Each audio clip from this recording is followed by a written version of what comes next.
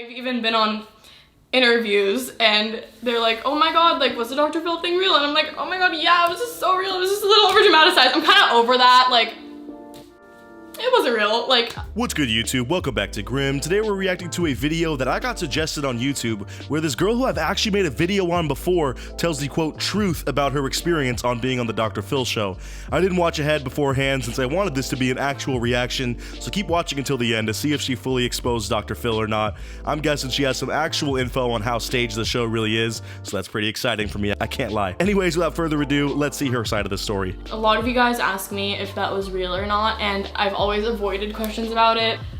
I never know what to say. I just want to tell you guys the truth. So when all of that happened, it all started out as a joke. Okay, so we're starting things off spicy here. Turns out she was trolling the Dr. Phil show at the beginning, which is a pretty wild play right there. I mean, that just goes to show how good television editing and everything is, that they can make a narrative out of nothing, and she probably gave them really good material, to be honest. Also, she's kind of a good actress too, since I believed her totally, thinking that she was actually some rich brat in the hills. I mean, she still is, I'm pretty sure. Like, she legit owns a G-Wagon, I saw on her channel, for real. So, I mean, she obviously lives in LA as well, but apparently she just gassed up her persona a little bit, guys, in order to get on the Dr. Phil show. She's not really a brat, I'm sure she's gonna tell us. And my friend and I were just literally joking around about this whole bratty persona, and then I was like, oh my god, I should write into Dr. Phil with it. And so I wrote this whole paragraph to Dr. Phil, and they responded within 2 days. And they were like, come on our show. What the heck, dude, it's that easy? I mean, I've personally toyed around with the thought about writing into the Dr. Phil show with some insane story just to see if I'd even get a response back. And apparently she had the same idea, and when she sent them a little paragraph talking about how she wants a insane allowance and how her mom is, so mean to her for not getting her a G-Wagon, they got back to her ASAP saying, yo, come on the show, we would love to have you. Like, what? They probably did realize how much of a banger that they just stumbled upon with this girl. Like, she is one of the most entertaining guests on Dr. Phil this last year, in my opinion at least. Even though she was a total moron, or at least acting like one, and super bratty, it was still entertaining to say the least, and I think that's what made it. Within 48 hours of her sending in her story, she had an invitation to be on the show. Like, I guess it's just that easy. I went on Dr. Phil, and everything on the show was just really dramatized, and some of the things were based off of real issues, but I was just kind of making a joke out of it. It was just crazy because I really didn't expect anything to come out of it. I don't even know what I was thinking when I was really doing it. Yeah, I get that she was having fun with it, but how would she not know what would come of it? I mean, that part I don't buy. And I know I always reference her in these videos, but ever since Danielle Bergoli was on this show and literally started a multi-million-dollar rap career somehow from being a terrible kid on that show and turned herself into a meme, everyone and their mother started to just write into Dr. Phil's show in hopes of being on, and then when they are on, they ham it up in hopes of following the same career trajectory, if you could even call it that Danielle Bergoli did, and failing usually. So I think she knew fully well what would come of this, especially when she's saying things about how she needs this insane allowance and expects a G-Wagon for her 16th birthday. Like, of course that's gonna go viral, and they're gonna be able to turn that into some TV drama magic in the editing room. We just we did the show, I got my mom on board, and I was just like, please just do this with me. I literally didn't have an intention of doing YouTube out of it and all of that. I was just I just want to do this. I was literally I think 14 or 15 at the time, and I was just I just want to do this. I love the idea of her going to her mom and just begging her to fake this for the Dr. Phil show. Makes me wonder if my mom would do the same.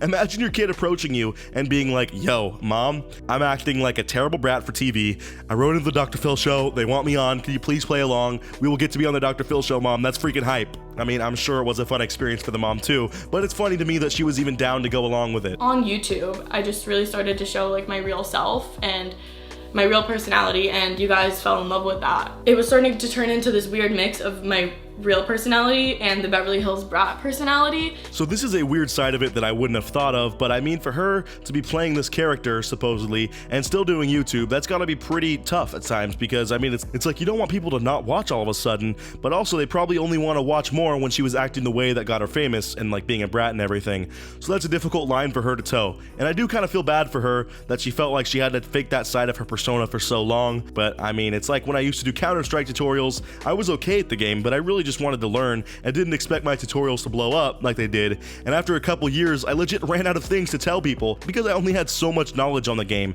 So I do feel for her, it's tough when you're put into a box like that, but also she wouldn't really be relevant without it, and neither would I if I wasn't put into my box. So I guess it's just something you deal with when you blow up from something and have an audience sometimes. I remember when I was doing like the crazy Instagram videos, I rented a G-Wagon and I just like was posting pictures of it like, oh my god, I got a G-Wagon. Like I felt like I was just trolling the internet. Side note, guys, I forgot how much I hate listening to her talk. It's like the perfect example of how all LA girls sound. That vocal fry hits, and then you got the word like in between every single word, and it just makes it so much harder to listen to her. But really, what she's explaining here is what everybody does in LA. Hate to break it to you guys, but unless you're someone that has a big YouTube that actually can be monetized, or is actually like huge on Insta, like I'm talking millions, you really aren't making all that much money as an influencer, and all these people are spending outside of their means for clothes and renting cars and security to try to make themselves look like they belong. I mean, I really used to want to move to LA for like film school, but then I realized how fake and manufactured everyone's idea of it is and how expensive it is, and I quickly changed my mind on that. I saw so many nice cars when I was there, like on Rodeo, and I swear like 99% of them had to be rented. There's just no other way. And I remember when I was on Dr. Phil, I didn't even like really know what a G-Wagon was. I just remember I just like said G-Wagon. And like I just knew the car because it was like trendy and it was Kylie Jenner, and she heard G-Wagons getting shouted out in Post Malone songs and was just like, yeah, I don't know anything about cars, but I want one of those. Mom, get it for me. To be fair, if she's apparently playing this persona, she's really good at it since she hit all the nails on the head when it comes to bratty girls in LA.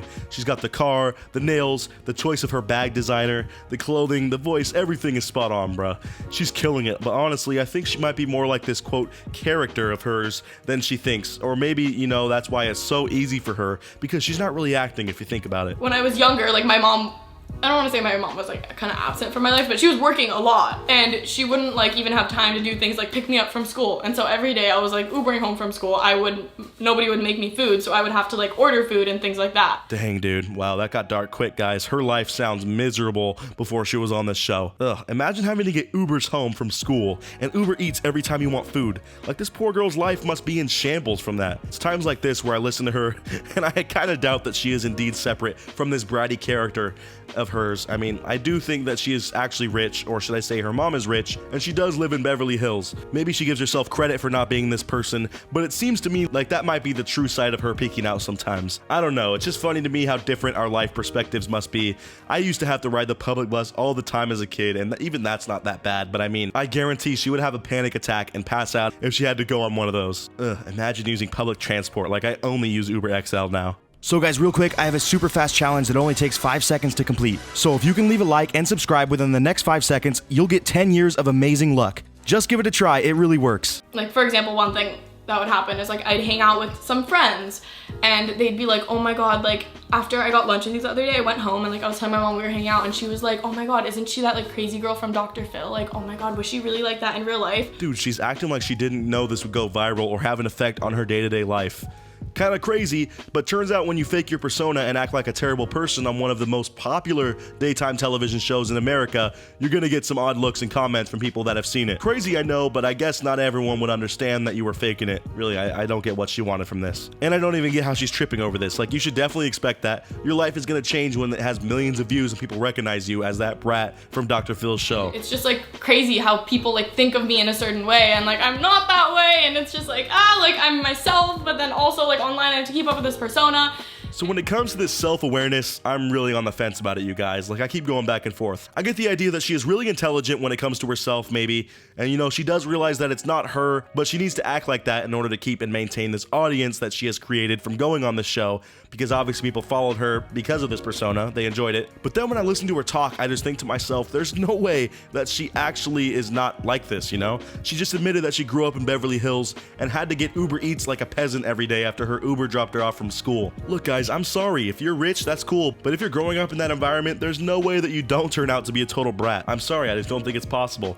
But yeah, she can keep going on about how it's not her all she wants. I'm just glad she spilled the tea about how fake the Dr. Phil show can be at times. So turns out she wants to be real with her audience because that's what they love her for. And the reason that we all know her or why she is famous is because she, quote, faked her persona on Dr. Phil's show and acted like a bigger brat than she is. So I don't really get the logic there, but I gotta say, there's not much more to this video, sadly. I wish her the best of luck. She's out here living rich and lavish in LA, so obviously she's better at life than me. So I hope she has some continued success playing this so-called persona. All that I know is that I won't be tuning in, but I appreciate her opening up about the process of being on Dr. Phil's show and how it was to be on there, because as someone that makes almost all his videos on this show, it's cool to see some behind the scenes, and hopefully you guys agreed. I guess we pretty much all knew that it was scripted or played out in some form or another, but now we have an actual account from someone that was pretty viral on the show. So let me know what you thought in the comments down below, and as always, I'll see you guys in the next one. Until then, peace out.